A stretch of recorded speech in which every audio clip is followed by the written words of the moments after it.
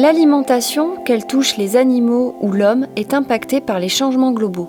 Dans l'Union européenne, la protection des consommateurs face à des contaminations d'aliments par des toxines d'origine biologique ou naturelle fait l'objet de réglementations précises et évolutives.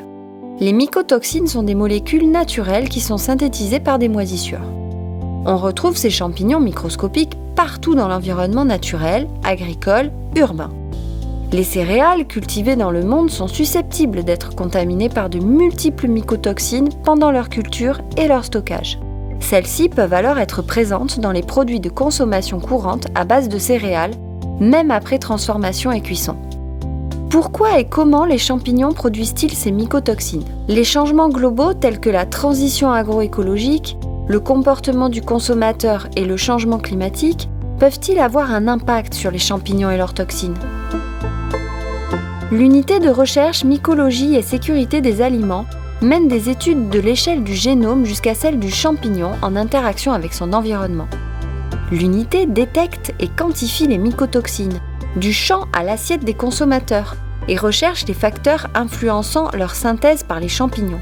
Ainsi, et en diversifiant les approches mises en œuvre, l'unité décortique les réseaux d'interaction négatives et positives conduisant à l'accumulation ou la dégradation des mycotoxines dans les grains de blé ou de maïs et leurs produits transformés.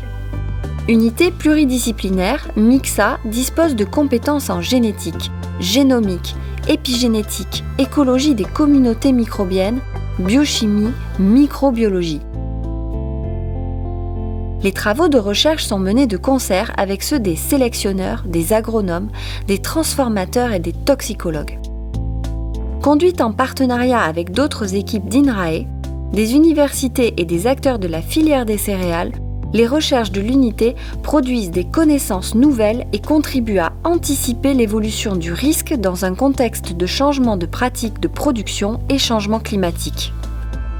Les résultats de MIXA contribuent à proposer des solutions pour diminuer les contaminations présentes et futures des aliments d'origine végétale, pour la santé des animaux et des hommes dans le respect de l'environnement.